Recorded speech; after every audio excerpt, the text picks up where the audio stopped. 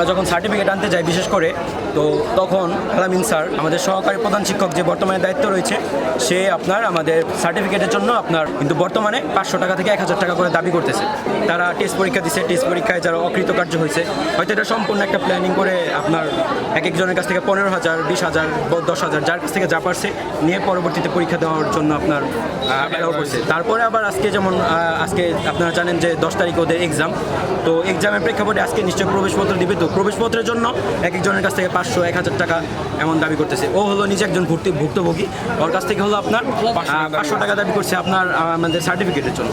এছাড়াও ওরা সবাই তো আছে। আজকে দাসল্য উচ্চ বিদ্যালয়ের সকল প্রাক্তন শিক্ষার্থী এবং বর্তমান শিক্ষার্থীরা আজকে আমরা প্রতিবাদ মিছিল করতেছি।